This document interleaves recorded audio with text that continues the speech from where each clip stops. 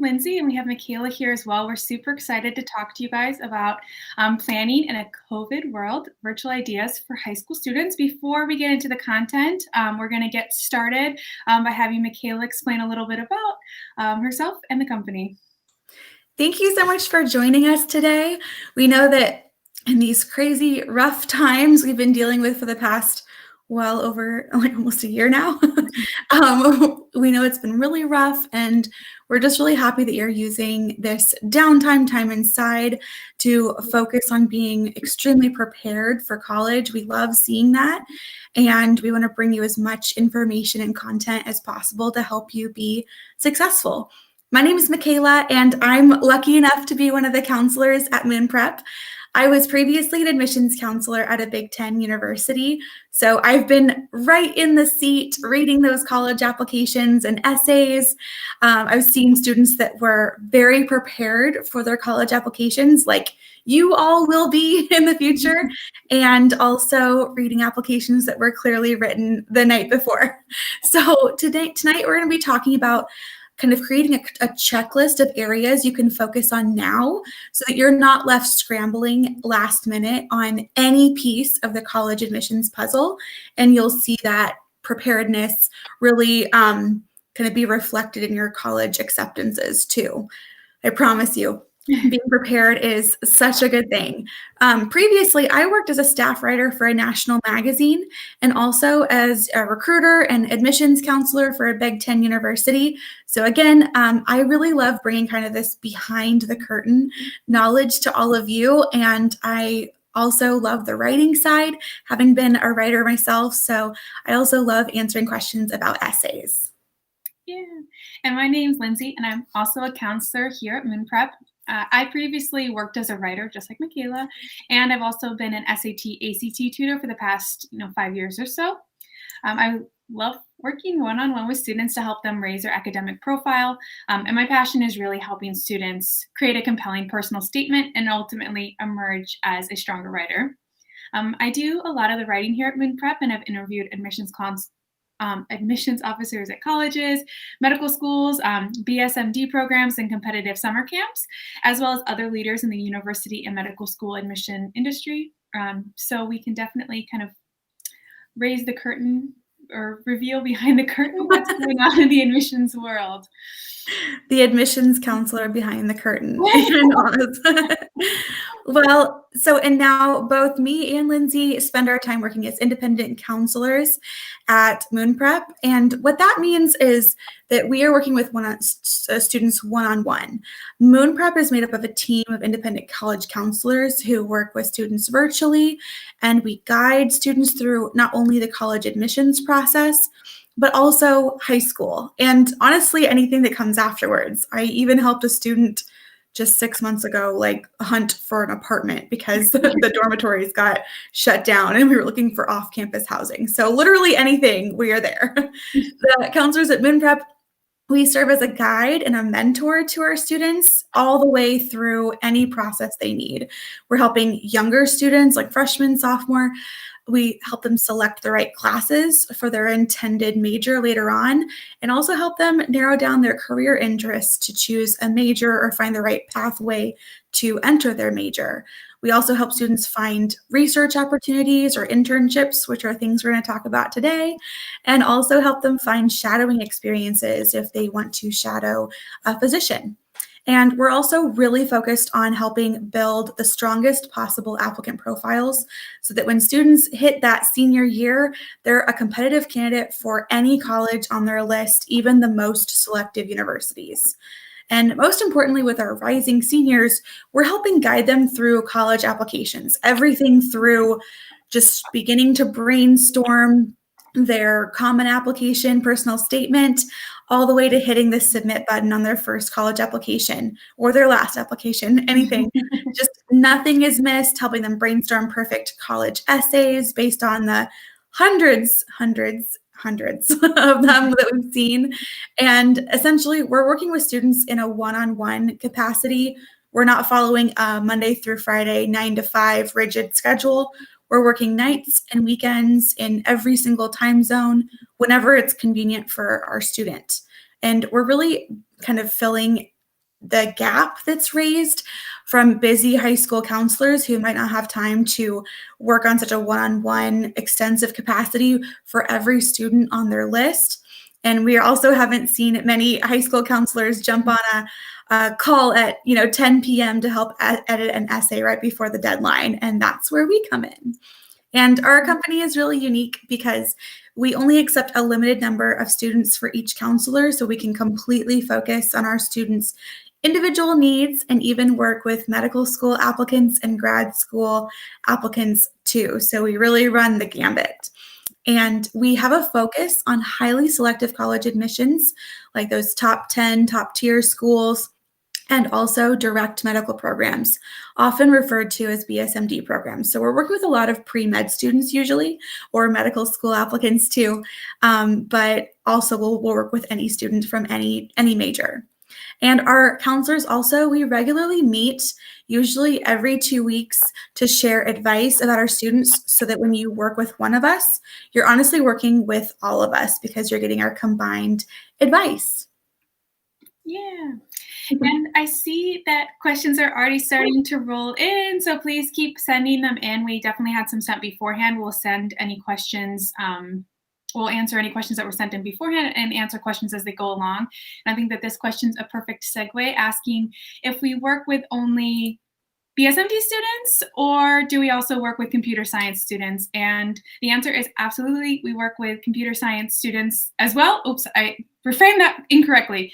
Absolutely, we don't only work with BSMD students, we work with computer science students as well. A lot of our students are actually computer science and maybe also focusing on medicine or computer science and going into engineering, or computer science and wanting to go into computer science, whatever it might be. We've had a lot of students who, would like to do robotics, who want to do like activities like Girls Who Code or whatever it might be. We work with all types of students for sure. Yep, this year alone, I have a student who is a business major and an econ, or like kind of econ finance major. So not just pre-med students at all. Yeah. Well, let's jump in. Before we kind of get into the content, I wanted to tell you guys about a limited time offer we're offering just to our webinar attendees to help you kind of plan for your summer. If you're kind of feeling overwhelmed, wondering what you can be doing, we can offer this $199 offer, 1 hour strategy call with a counselor like Michaela or myself to review your current extracurriculars and help you form a plan for the summer. We can also help you put together a list creation where we'll find summer camps or research experience or programs that fit your needs. So for a computer science student, maybe finding a coding camp or a robotics camp or something where you can really be practicing those skills. If you're interested in biology, something along those lines instead. And then we'll have 1 30-minute phone call to review the summer activity list after the fact as well. So I'll be sending that to everyone else who registered. And if you want to take advantage, we'll give you tons of information about how to reach out to us here soon. Now let's get to the good stuff. So this content will be kind of geared towards all level of students, whether or not you're a freshman or you're, soon to be a senior. High school is the best time to learn about yourself. It's really important to start thinking about, what you might want to do. Of course, no one wants students to go through high school just focusing on college and what you're going to be studying. But this is really a critical time for you to start planning for the future and thinking about the goals that extend well beyond college. So I advise my students that I work with to use this time in high school to learn about themselves and to really get some hands-on activities in different fields of choice to make sure that they're really developing, what they're interested in. Once they've developed their self-confidence, and they can start moving forward in their path to decide what their possible career or interest path might be, and more importantly, what colleges might fit that path. And so something that's really important, and we'll kind of talk about that a lot today, is to do what you love, because colleges want genuine applicants. So as you learn more about yourself, we really do suggest that you pursue those interests that matter to you. Because a lot of these summer activities we're going to talk about, they're not going to be just like cookie cutter activities. We don't want you to be doing the same thing as everyone else, ironically, just so that you look good on paper. We want you to be unique, and we want you to have a unique aspect that kind of shows your interest. And so something I talk to my students a lot, and I'm sure Michaela does too, is, the passion projects, making sure that our students are really clear with what they like to do and how they showcase it. We never want to pretend to be someone we're not, or pretend to be someone who we think the colleges want to be on their campus. We just want our students to be them, and by finding a passion, always taking their interest to the next level. So this is kind of a really simple part. It's just to evaluate your courses and interest. So to kind of decide how you want to plan for your summer, I always suggest to students first to look at the courses they're enrolled in. Do you like your science courses? Do you like your, more English courses? Starting to think about how you can start to excel in those classes, and then start to think about what kind of activities you might be able to take to expand on those interests. And so for our parents, this is, of course, a very exciting time for everyone, and we do want you to be heavily involved because, of course, a lot of the time students do need help making decisions, but always make sure to remember that your child is the center of all decision making. They're doing things that they're really passionate about, because it's always kind of obvious to us on the admission side working with students whenever it's very student driven or very parent driven. And so we do suggest that students are the ones who are doing things that they're really passionate about. But of course, parents should always be there to help guide the child, make sure they're on track, help them develop their goals, but making sure that it's the student who's, ultimately driven to succeed in those goals. And I always say too about this, when we're narrowing down field of interest, I've seen things from the college side too, where I've been, working with students just as, as they come on campus for tours or things like that. And I'm asking them, what's your major? And they'll say things like, well, I don't know, I'm good at math, so I guess I'll just declare an accounting major.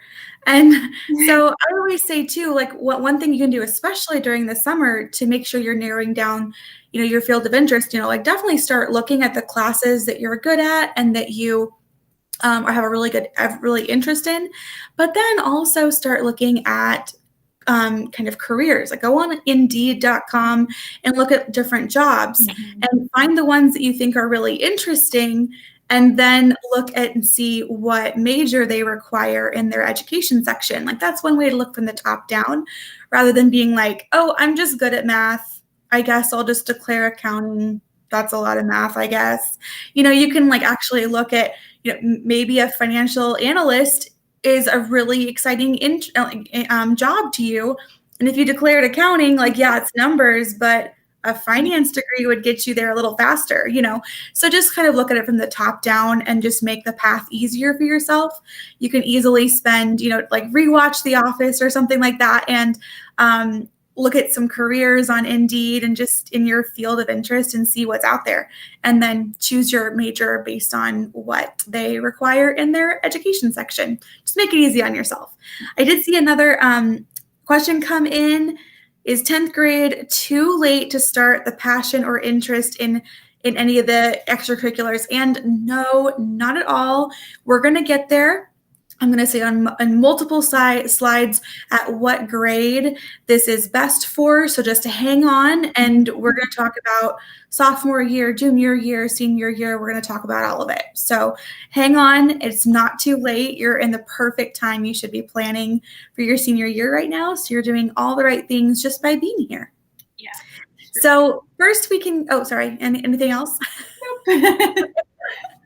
So let's talk about things that we can do during the summer. I guess this was kind of, I think, Lindsey, you were going to talk. I'll talk about it. I was like, okay, I'm going to do it, but that's okay. I'll take over. So kind of on the same realm of what Michaela was talking about, going on Indeed, looking at careers, LinkedIn is another really great way to do so.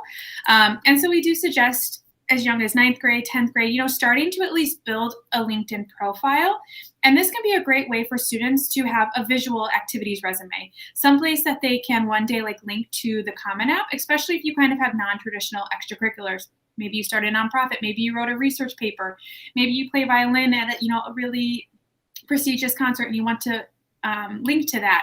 There are a lot of ways you can be using LinkedIn, but one way is just to start to learn a little bit more about colleges, learn a little bit about careers in that sense too. So you can be connecting with people. You can be, reading about what people in that profession might do. So it's just another great way to start to research, building your profile as well.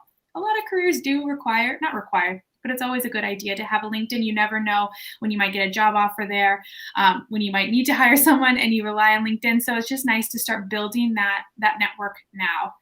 And the reason why, especially at Moon Prep, we love having a LinkedIn profile is just because many of our students are kind of doing untraditional things. They might be wanting to add videos or images or linking to that paper. So it's just a great way to represent it. So this is something you could be doing over the summer, every single year, revisiting it to make sure that you're keeping it up to date. Same thing that you'll do with your resume that I think Michaela is going to talk about later, but it can be the same kind of thing every year, revisiting it. And this summer is a great way to get, started, the first step on this.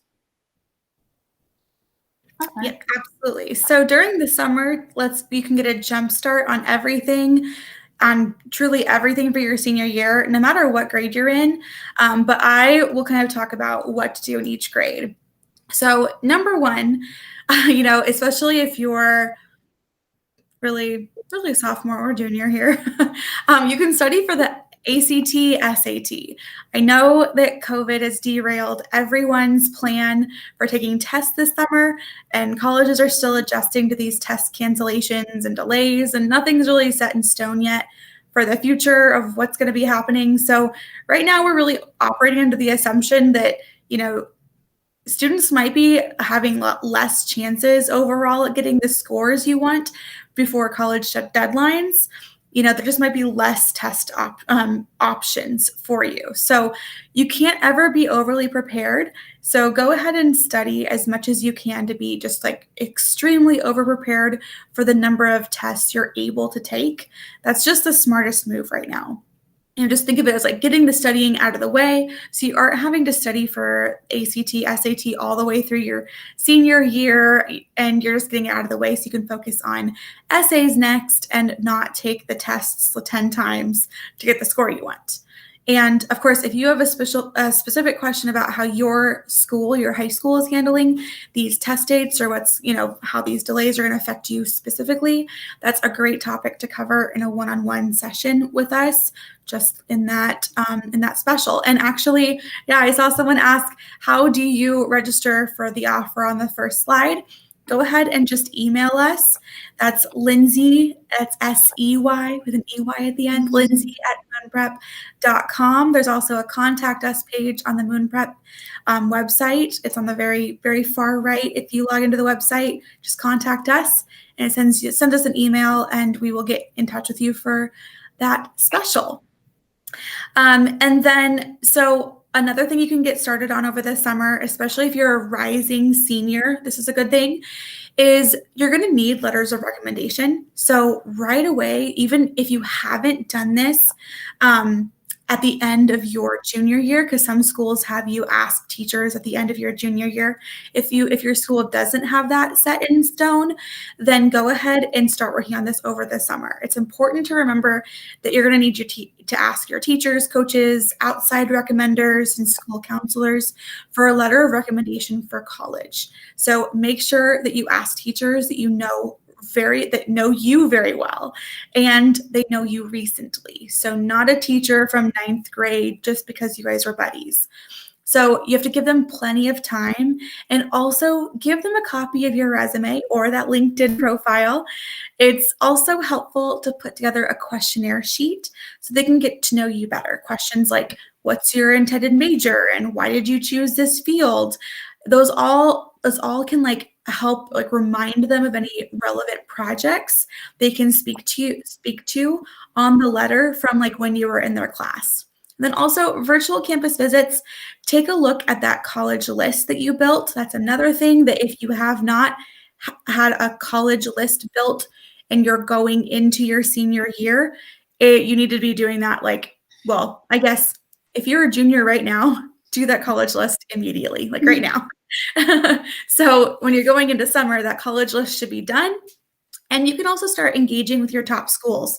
You can start doing that right now, virtual campus visits. You can start doing that right now if you're a rising junior. If you're a sophomore, it's even better to build a college list super early because there might be a school, like say you want to go into engineering or computer science.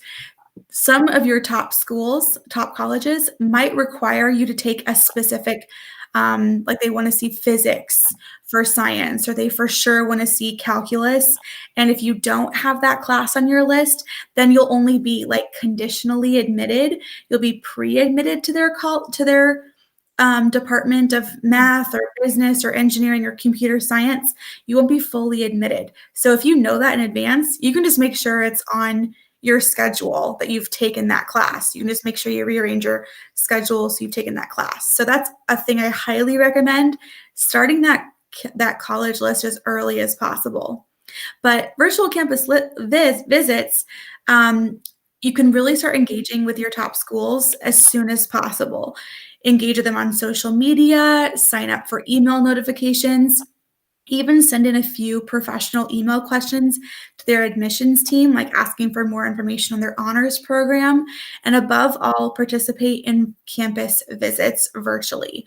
Do this under the email address you plan to apply to, that you want to use on your application, so that it can all be linked in a virtual online file that each college is going to create for you. All of this activity shows them demonstrated interest in your college, so they're hearing about you before they get your application. Colleges really like to see that you're responding to their email campaigns. So just open up every email they send you, click a link in there somewhere. So all of that data is being kind of calculated and they see that you're super duper interested. And then of course, kind of the last thing to do is, since you have more time right now, it doesn't matter what grade you are. There is absolutely no reason why you shouldn't be spending every extra minute building a spreadsheet for scholarships to apply to during your senior year and writing all of those essays in advance. I did this as a sophomore. I had a list of almost 70 scholarships to apply to during my senior year. And that list, I built it in the summer of my freshman to sophomore year and then just added to it. I guess I probably had like 50 by the end of my first year, and then I probably added to it. And I had all of my essays done way in advance. And then my senior year, I focused on college essays and just sent off application after application for scholarships just to get money for school. And the cool thing is you can search for scholarships and add them to a spreadsheet, and it's absolutely something you can do while you binge watch a show. It's easy.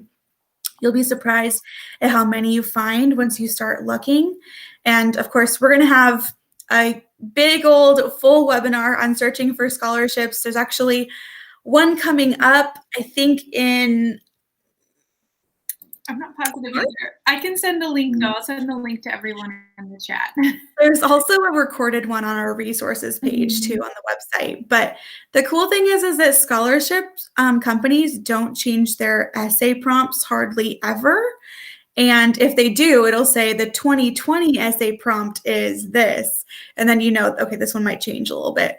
But most, like 98% of them, don't change their essay questions. So you could write all of your scholarship essays as a freshman and just get a bunch of money for college. So really big thing that can like help you in the long run.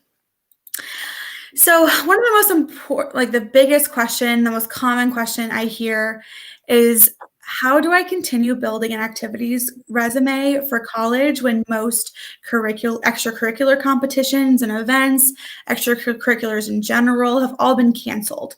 So that's exactly what we're here to talk about. What are you going to do virtually? So now is the time to explore ways to add activities, not just continue the ones that you've already been doing and you're just taking a break from. Actually add content to your resume that can be done virtually or done from your home, something like that. How do we get access to college essay questions? Yeah, the scholarship essay questions. So if you're looking for scholarships, if you're building a scholarship spreadsheet of deadlines and everything. If you like find one on fastweb.com, it'll actually say the essay prompt right on it. So, oh, and then perfect. Thank you, Susie, for the webinar. So all the essay prompts will be right there in like the scholarship description. So you'll be able to see all of those really easily when you're searching for scholarships. Okay, so now is the time to kind of add activities that can be done virtually. So, different ideas, like one idea is to reach out to local nonprofits. Science person, here you go. Reach out to nonprofits and see if you can help build them a new website or social media platform. That's great to put on your resume. It's actually helping people. You're doing something for free, but you're building a website that you can put on your resume. You can link to that on your LinkedIn so people can see the cool website that you built for them. You can also look for an online internship, which might just be sending emails out to businesses that you like, or you can reach out to local news stations and offer to write a blog or an article from a student's perspective on classes moving online during this quarantine. But then that's getting you published. You have an article published in a paper. So these are all like little small things that you can do that adds content to your resume. See all of these things that you don't have to be involved in community service, this club at school to be able to add these things. You can do a fundraiser in your community to donate to the local hospital and then get your local news station to cover the stories. You have a fundraiser that you're donating to a hospital and then a story written about you. Local news stations love highlighting good deeds done by local students, especially young people in their community. And then another idea would be to start a food drive in your community and contact a local food bank to see what items are lacking, and then use social media to organize deliveries. Just do everything you can to be creative in ways to build up your activities list. Just be careful that what you're adding doesn't make you look like you're just desperately filling your resume with just anything. Colleges don't want cookie cutter applicants who are just doing what every other person in your school is doing. Colleges want unique candidates with genuine interests. So here's my pro tip for the summer. You still feel like your activities resume is a little lacking and you want some creative ideas. Examine each item on your resume that's already there, any club that you've done, just anything you've been involved in, and see if there's an opportunity to take things to the next level. Like, can you go a little deeper with that? Is there something, if you're in a club, can you turn things into an individual interest and do a project on your own that just takes something that you're already involved in to the next level?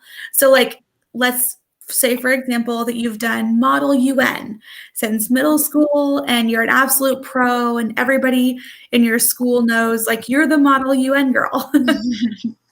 You could self-publish a book on Amazon, which is free, and it could all be about helping newbies understand the basics and terminology or how to navigate their first Model UN conference. So now you have an impressive new item on your resume because publishing a book looks awesome, of course, but it also ties into something that's already on your resume. So it all clicks together. It's showing that you have deep interests. You're going to do something creative with the things you're already involved in. These are the kind of things that impress schools. So next we're going to be talking about summer programs. So this is one way that a lot of people are adding things to their resumes, okay? And someone just asked right down here, what are the differences between having a resume and a LinkedIn profile? So there's not necessarily a huge difference. We would have you link to really both of them on your common application. The point of having a LinkedIn profile or a resume is to have all of your activities in one place. If you're going to write an essay for a summer research program, which we're going to talk about right now, it's nice to have everything on one page. And also you've worded it, creatively, it's well written so that okay, I could actually tie these two things together if I was creative enough. It just has everything in one place. And also, you have to do an activities resume for the common application anyway. So it's nice to just kind of have that part done. Mhm. Anything else you'd add to that? Yeah, and I think a resume is just kind of an easy way to send it to people too. Sometimes, you might have to give it to someone in person. If you're going for an interview, it was in person, whenever the world opens back up, you wouldn't be able to give them your LinkedIn profile. You would have to bring a physical copy of your resume. So having both can be useful, but you definitely, if you would only pick one, I would pick probably a resume over a LinkedIn, just because you would 100% always need a resume. There were some other questions too, if we want to kind of dive into some of those. Do we want to take a moment? We can. Yeah, because before they get lost in translation too, about when you should ask for a letter of recommendation from teachers.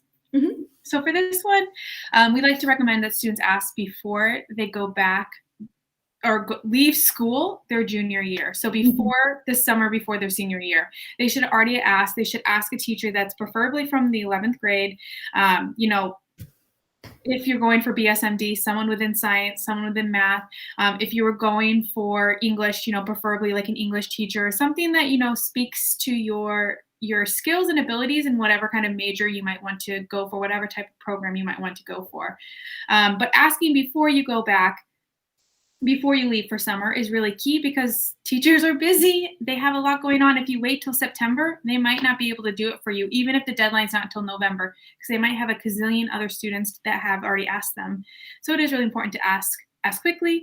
And having that resume is also really helpful, because you can send them your resume when you ask for the letter of recommendation too, just so that they can see your accomplishments, see what your kind of goals are. Having that resume will be useful for that too. And Clarissa had a really great comment. You can actually save your LinkedIn profile as a PDF so that you automatically have a resume. That's a great hack. I love that.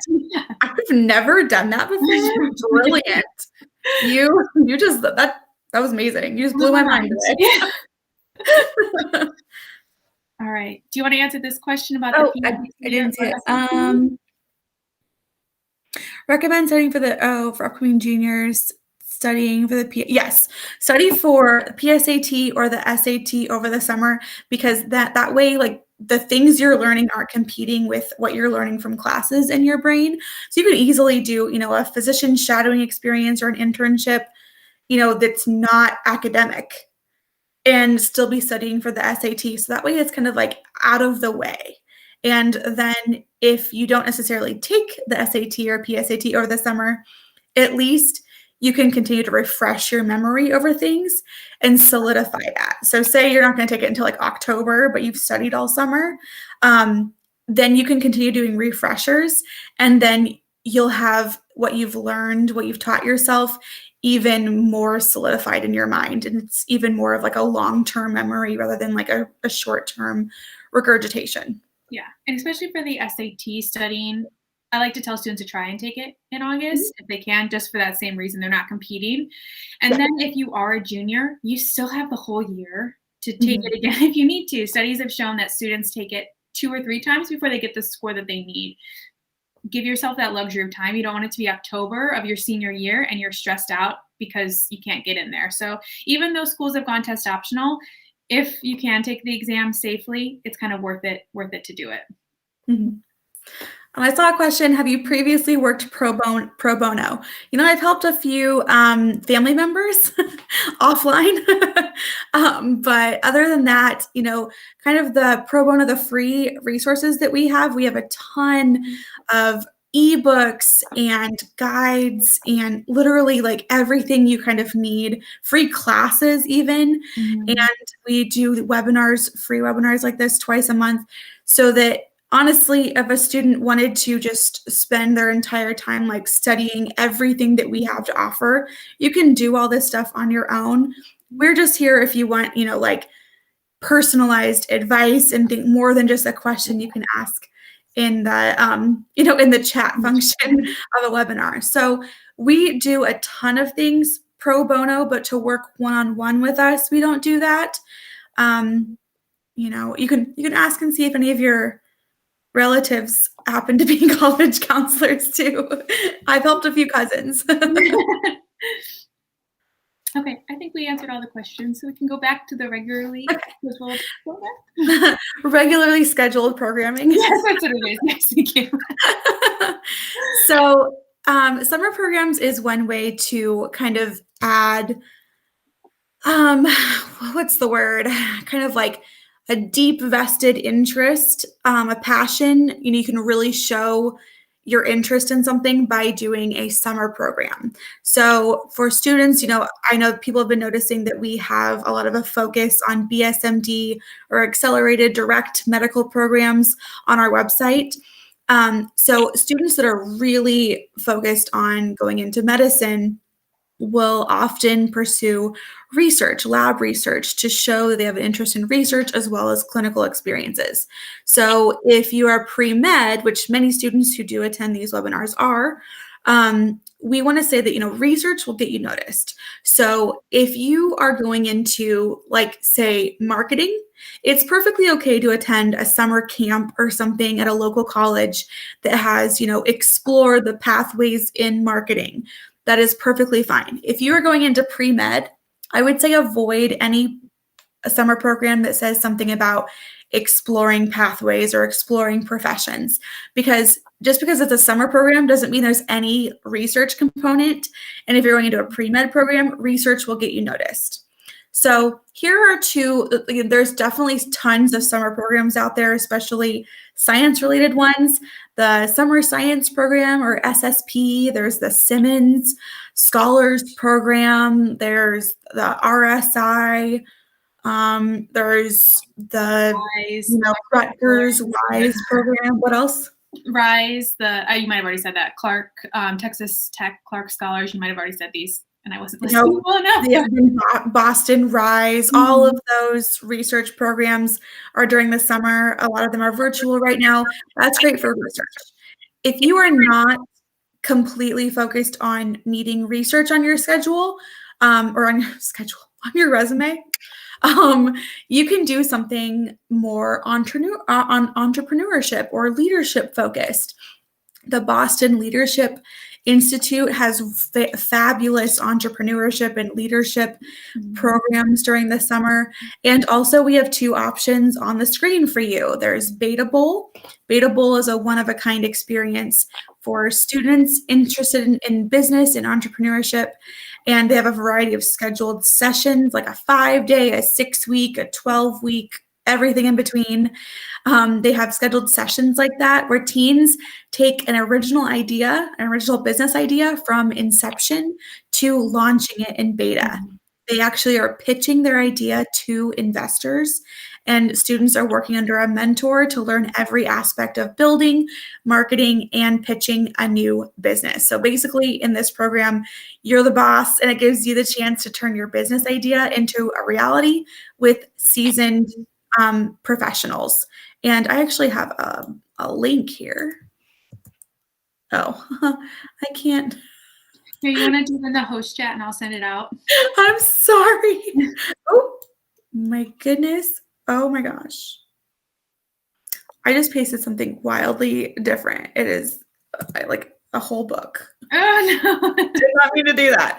Okay, why? I'm going to do right-click copy. I'm so sorry. Okay, there's that one. And I will send the other one too. Oh, yeah, for Beta Bowl. Oh, okay.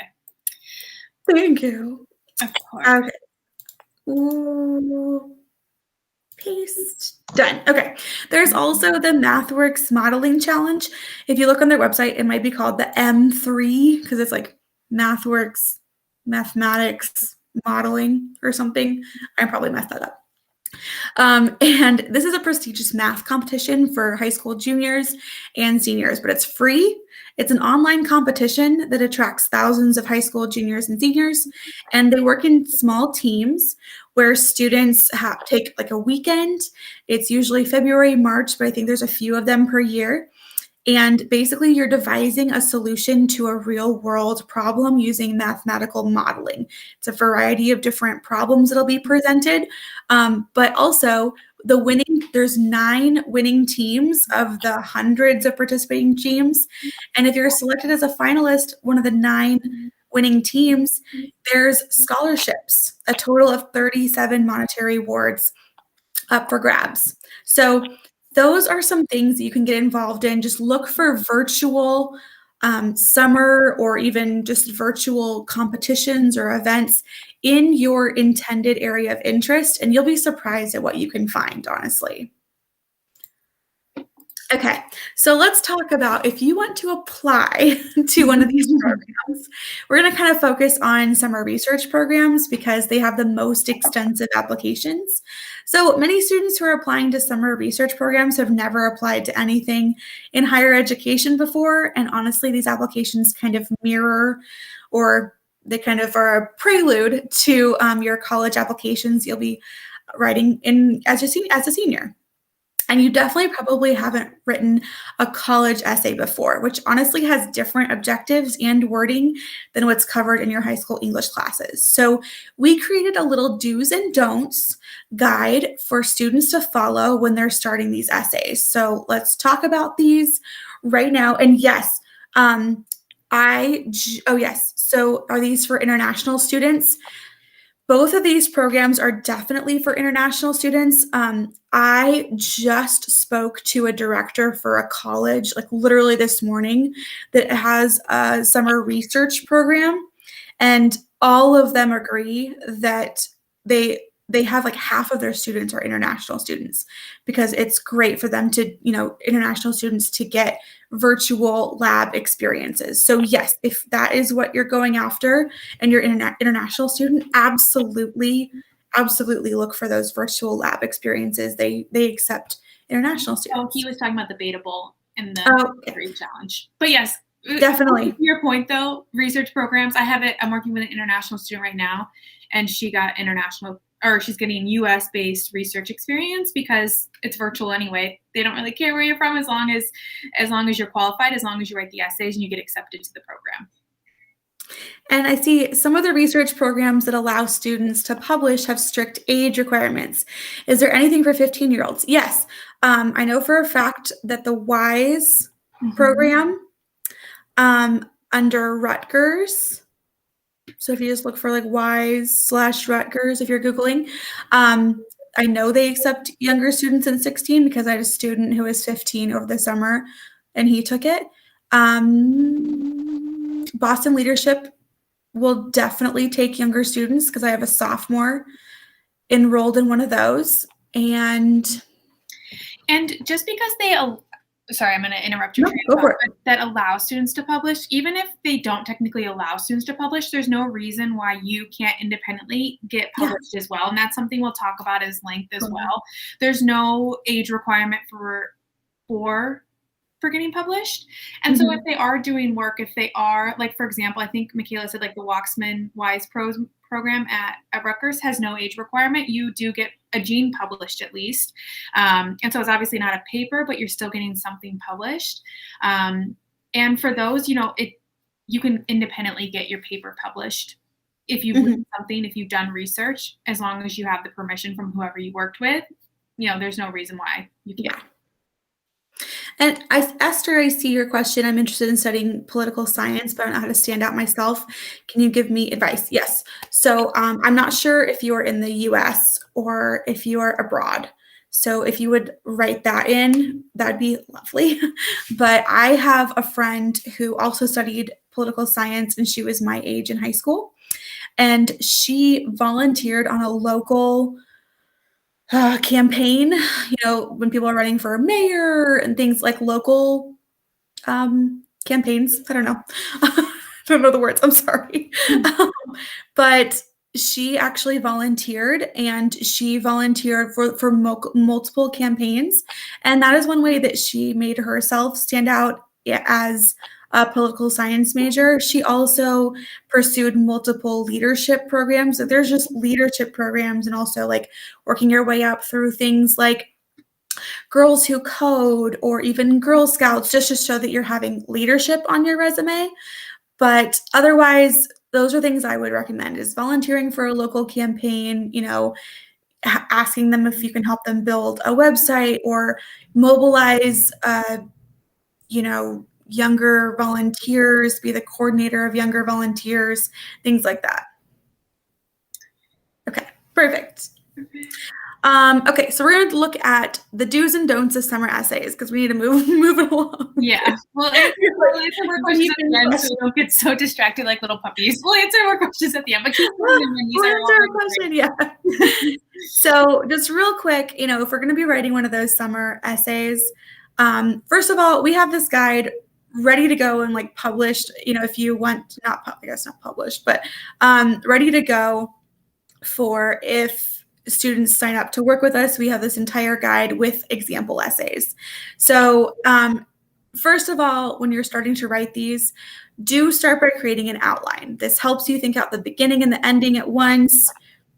It helps you create a roadmap to keep your essay on track with hitting all the points you want to make.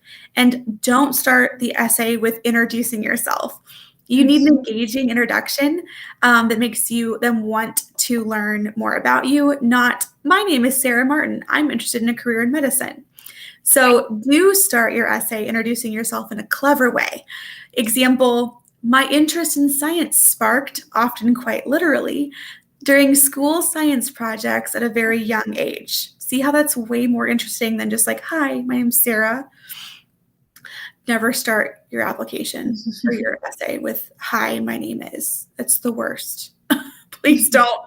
Only because if I am a summer research program and I'm receiving 100 applications, I'm just going to tell you right now that 80 of those will be, hi, my name is Sarah Martin. And if yours doesn't start that way, it'll already stand out. I promise you. Just please trust me. And don't let your sentences be too direct. Think of creative ways to introduce a sentence. For example, rather than saying, I have an interest in chemistry, so I joined Science Olympiad as a sophomore. That's very straight, right? It's just very like, I did this. Try instead to have an intro to your sentence. Instead of just saying, I joined Science Olympiad, say, with a deep interest in chemistry, I joined Science Olympiad in my sophomore year. It just flows nicer. It looks better on the page. It looks like you're more mature, you know, in writing. After you're done with your essay, do another round of editing, looking for sentences all throughout that you can rephrase in a more creative way. Do it as a full editing round. Show your creativity through your sentence structure. And also watch your word usage. Like notice if you say create, use the word create 3 times in this sentence. Just like go through and see if like, did I use a word like 50 times? And then just like Google synonyms and plop them in. And don't spend longer than 1 sentence describing anything you did in an elementary school or middle school, and only include it in the first place if it fits perfectly with your storyline. And don't forget to mention how this program you're applying for will fit your career goals. Like attending this research program will allow me to explore a new field of interest in medicine by experiencing research as a foundation of this medical specialty. Like this is why this is important to my future goals. Or, you know, the more I learn about science, the better equipped I am to help others in my future career. Things like that, like explain why this is important for your future. And then lastly, this is random, but please pay attention to this. Watch very carefully for double spaces after a period. For one thing, some programs that you're applying to a double space can actually translate into a random symbol. So it'll be like @ sign, it'll be like a double space, and it'll come through in their program as like an @ sign, and it looks really distracting. Also, this is a telltale sign that admissions counselors look for to see if they think your parent wrote your essay for you. So most parents, you know, kind of the generation above 50 years old, we're kind of taught to do a double space after periods. And that's something that admissions counselors look for to see if they think that your parent wrote your essay for you. So watch out for double spaces. That's very random. I know that. I think it's really helpful though, because I never knew that. I honestly, whenever I am working with a student, because whenever you're editing things, whenever you're moving things around, Yeah. which you're going to go into length later about how important it is to edit. But one thing that I definitely always do before I send it back to the student I'm working with is control find double spaces, because it's Yeah. sometimes hard to find if they're at the end of like a line break or whatever. It takes 2 seconds and you can avoid silly errors. Mhm.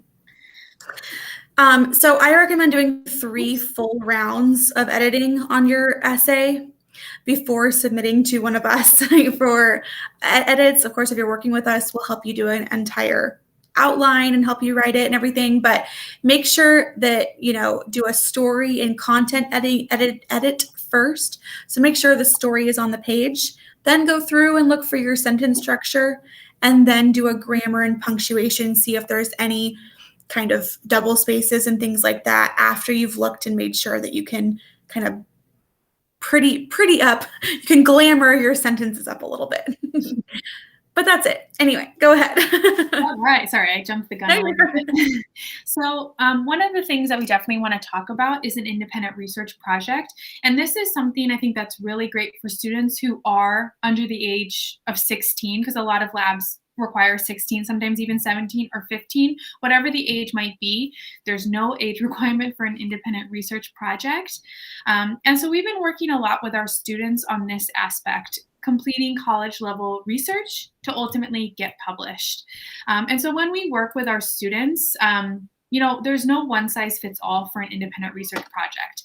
Obviously, in the middle of COVID, a lot of states are closed down. Kids cannot be going into a lab. So this isn't really like a science experiment per se. It's more of like a clinical research experience. You might be analyzing data. You might be coming up with your own hypothesis, whatever it might be. It's no less valuable than like research in a lab. It's just a different kind of research experience. And actually, a lot of my kids preferred it to the lab experience that they might have had previously. So this is a good way for students to get research experience without having to go into a lab. If you couldn't get into a summer research program, this is a great alternative. Even if you can get into a summer research program, this is also a good alternative maybe to do throughout the school year or in conjunction with your lab research project. But when we're working with our students at Moon Prep, we come up with ideas with them that are tailored to their interests, because like what we were talking about before, we want students who are interested in what they're researching. So for example, we might have them read through past issues of like the scientific journals we're targeting, or read through the social media pages of research institutions or colleges to get an idea of like current research being conducted. And then just kind of going a little bit more broader, listing topics that you could do independently at home, no lab needed, topics that interest you the most. And then of course, like, if once you kind of narrow down your topic, we might talk with your advisor, with your Moon Prep advisor, or with your mentor about how to improve upon the research, how to address it from a different angle if it is a kind of a commonly researched topic. And then, how to, just expand on what's already been done as well. And the good news is a lot of these publications actually do allow interviews or reviews of current research or even short articles. So if you don't have time, if you are like a rising junior, you don't have time to do a full-fledged independent research project, because this could take months, it might be kind of an easier way to get started and still get published. And so ideas that you could do can go obviously in a wide variety of directions. For example, I worked with one student last year, and it actually stemmed from her AP research class that she was doing. She was studying lead poisoning in a spice. She herself had suffered from like lead poisoning and figured out, it actually was coming from like one of the spices in her house. And so she did research on it. She did a huge project on it. She wrote an entire research paper on it, and she actually took her interest a step further. She made an app about it, spreading the awareness of lead poisoning from this specific spice, about how you could spot the signs, how you could treat it, everything that people might not know about before this. And then once again, she took her interests and her extracurricular a step further. She did like awareness raising, community awareness raising, and went to her community members who, commonly use this spice as well, and told everyone about it. And she discovered that 3 other kids in her in her community had the same issue from the particular spice. And so, she was able to, that's what her entire personal statement was about, actually, was about her kind of sleuthing, her detective work that she went through this. And so it turned into something much bigger than just an independent research project. So that's one idea, but it could go in a million different directions. I'm also working with another student who's currently studying how race affects access to like healthcare. And this could be specifically related to medical care, or if you're like an aspiring dental student, it could be more focused on dental care. Another idea is I have another student who studied stem cell research and even actually proposed like a new hypothesis for like a COVID-19 treatment by studying the stem cells. Obviously, she couldn't test it, but it was just her hypothesis. She wrote an entire research paper, and we're working on getting it published, right now. Something important to note is it's important to not do things just to do them.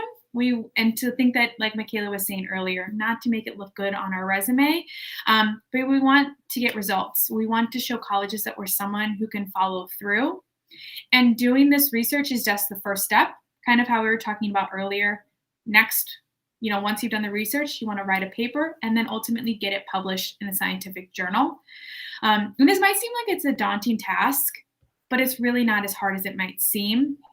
As you're doing the research, you can actually start to tailor your paper for whatever the specific journal might want. For example, there are some journals like the Columbia Junior Science Journal that wants just 1 to 2 pages of original research papers, or 2 to 5 pages of review articles. So this really isn't as intimidating as it sounds. They don't want 20 to 30 pages of research sometimes. It can often be just short reviews or articles. If you do want to write a longer paper, if you have a longer paper already, there's always also an option, always a research journal who wants this as well. Ultimately, our goal is to showcase to the colleges that your talent in research and your ability to complete tasks. So let's see if there's any questions about research. I think I saw some things coming in, so we can just kind of address these now while we're kind of there. And how to find online research and internship opportunities, especially for those students who have less opportunities. COVID is actually fantastic for you because there's virtual everywhere right now. Almost every single summer research camp is virtual. You can do virtual research projects. The independent research projects, a great opportunity because you can be looking at data that's already online. You can be, pairing up with a mentor even if it is a virtual relationship. Even if there's no opportunities, if you live kind of in a rural place, as long as you have an internet connection, which it seems like you do because you're on our YouTube Live, then there's absolutely no excuse. You can always find, some way to connect with people. Yeah, I've built like lists for students of virtual research summer programs just off of literally just Googling. Like, oh, you're interested in neuroscience virtual science program. And then, oh, look, there's 7. Okay. So just Google, like literally just Google. I see. How can a student do research? Whatever he'd be doing would already be there.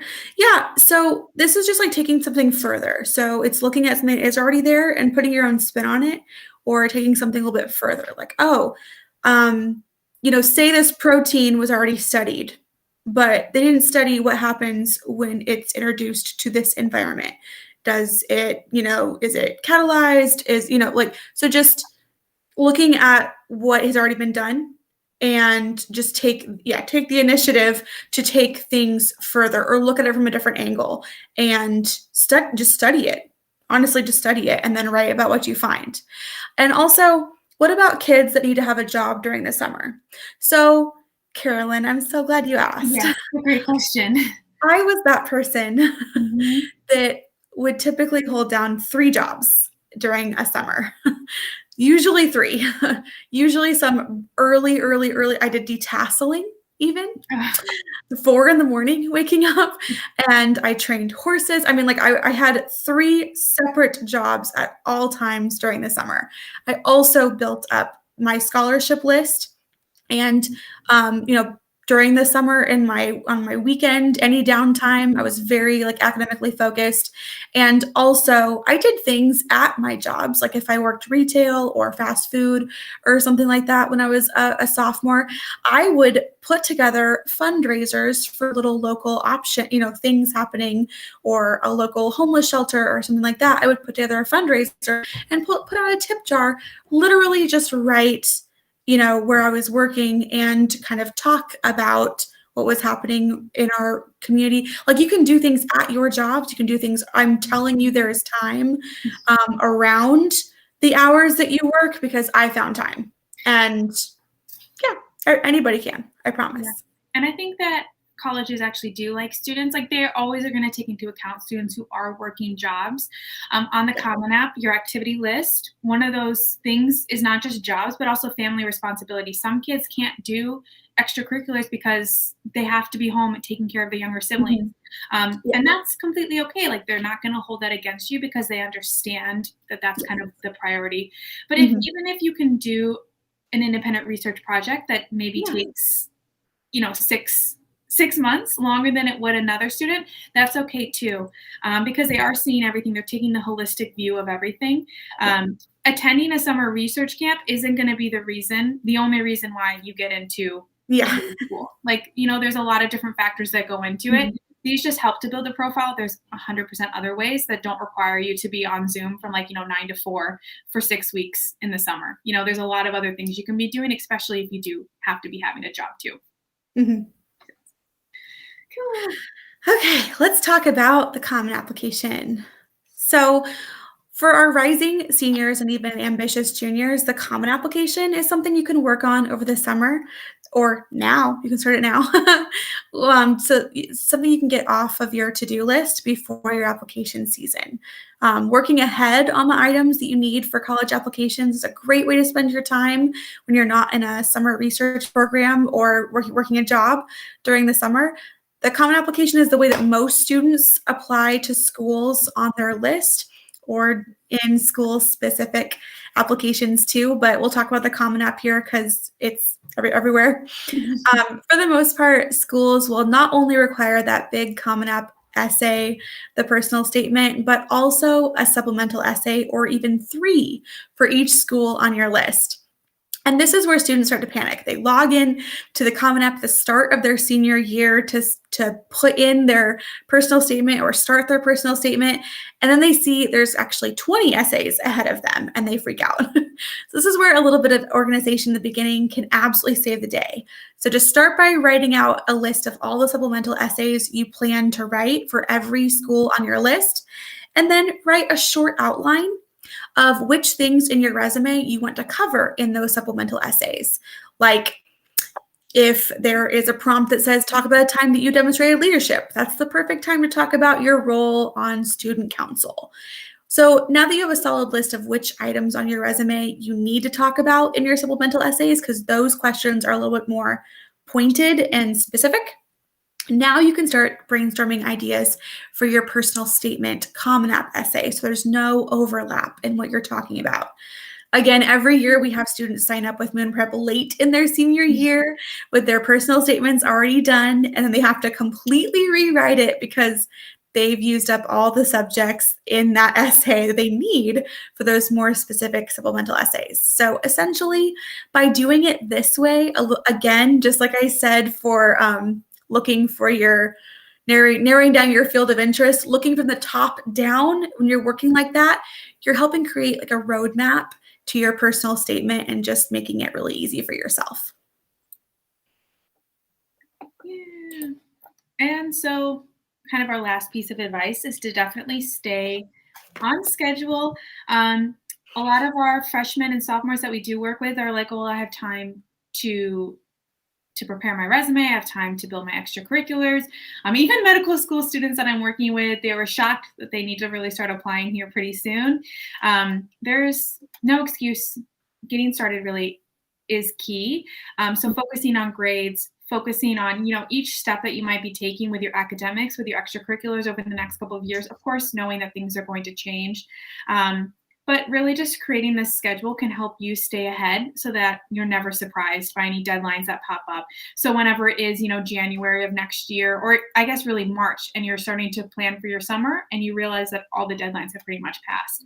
So really starting to kind of plan ahead for those is key for both summer plans, internships, research programs, any other kind of really camp, as well as college applications itself.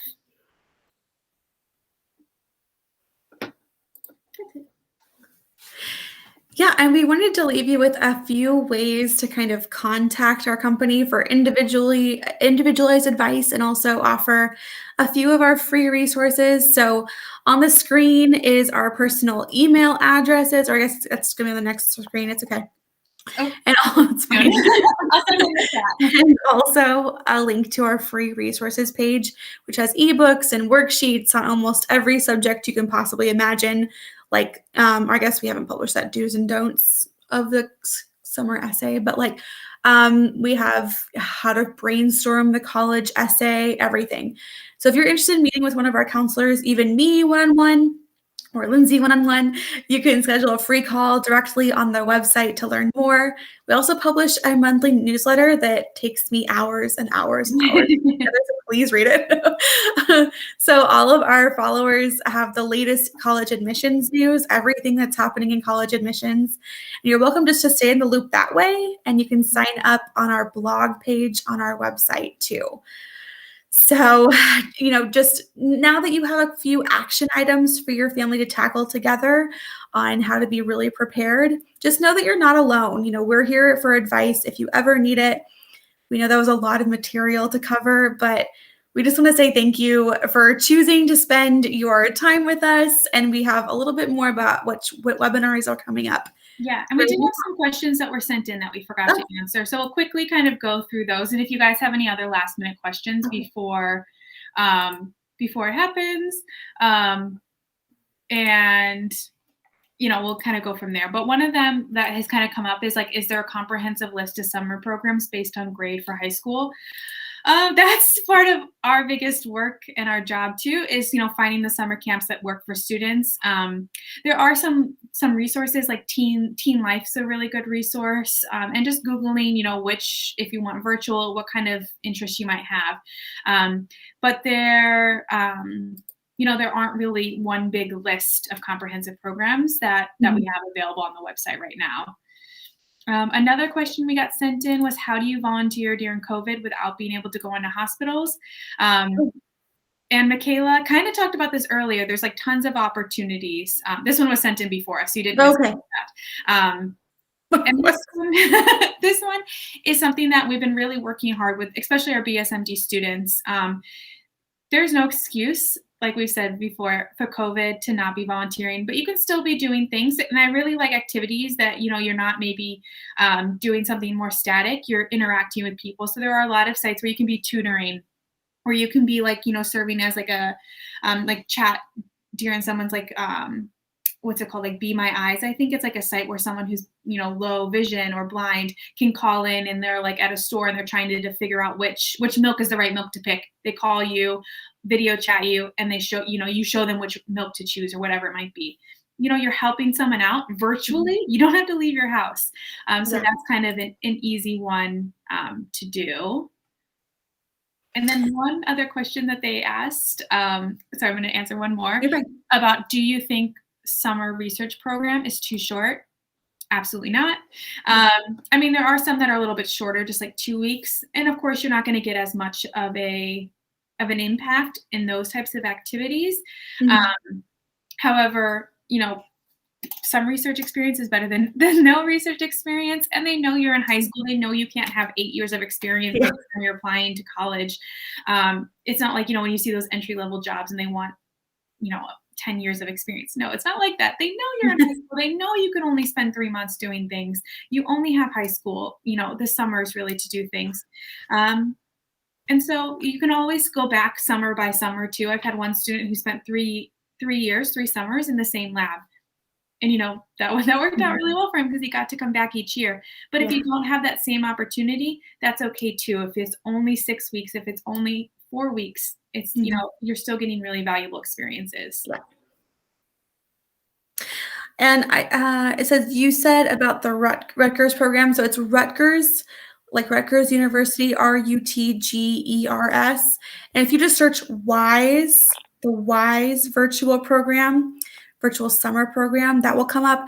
That's actually, it's all about genetics and it's working with plant DNA. It's a bioinformatics research program. It's very inexpensive and it's all virtual. Highly recommend it. I've had literally 4 of my students do it in the past year because there's very few, and that ties into the other question. There are research opportunities available online, but disadvantages it requires a student must be older than the age of 18. Rutgers, Rutgers, Boston Leadership, their biotech program, UMass Amherst, their summer intensive research, all of those are all of them I've had sophomores apply and get into. So those are ones right there. I mean, just literally just search. Like if you find a list of 20 of them, I guarantee you'll be like just virtual programs. I guarantee you'll be able to apply to at least a quarter of them. And all you need is one. You don't need to like have 4 on your schedule for this year. So right there, Rutgers, Boston Leadership Institute, their biotech. And then UMass, like apply to those 3, you'll get into one of them, and there you go. Yes. All right. All right. So our goal for you to leave this webinar, of course, is always to feel like you learned something, that you felt more confident. So we'd like to know how we did. If you felt like you had a really great experience, I'll send you the chat on Facebook to leave a review for us, talking about how we helped you. If you have constructive feedback for us, if you think that we could do something better next time, let us know that too. You can send me an email directly. And no matter what feedback you have, if it's positive or not as positive, we'll send you a little gift, a little digital resource to help you throughout the college admissions process. And, as a thank you for your time in doing that. So I'll send that link out right now. And the last one, sorry, I'm going to answer this guy right now. UMass, like University of Massachusetts, Amherst. Perfect. So there's a link for the reviews. Yeah, and please join us for upcoming webinars. This is one of the things that we do to make sure that there are resources out there for people that want them to need advice from us. We do this all the time. So upcoming, we have talking about scholarships. Talking about building that scholarship list and exactly how I got a ton of money for my college and had, I think, my first 2 years completely paid for. So follow all my advice and join us on March 9th for winning scholarships and reviewing your financial aid letter. We'll probably also have a lovely guest. And so you won't have to stare at my face the whole time. And then March 24th, there's understanding the college application process, just walking you through everything you need to know to be prepared. So we're going to be going a little bit more into the Common App and other things just like tonight about how to be prepared. And then April 22 and April 22nd, we're going to do an Ask Me Anything. We're just going to be logging in and answering tons and tons and tons of questions. So it'll be coming fast, live questions the whole time. So yeah, that's it. There's our email on the end. Please reach out to us. And yeah, we'll be back. We'll be back soon. March 9th. I think even sooner than that. Is that date correct? Oh, we have a medical school one in the February 25th. That's why. Yeah, February 25th. So we'll see you guys again soon. Thank you, everyone, for coming. We really appreciate you staying with us till the end. Hit subscribe. We'll send more content coming your guys' way soon. And we'll send you an email right now. If you want to take advantage of that offer for $199 to plan your summer, reply to that email. I'll send you here pretty soon. All right. Thank you. Soon.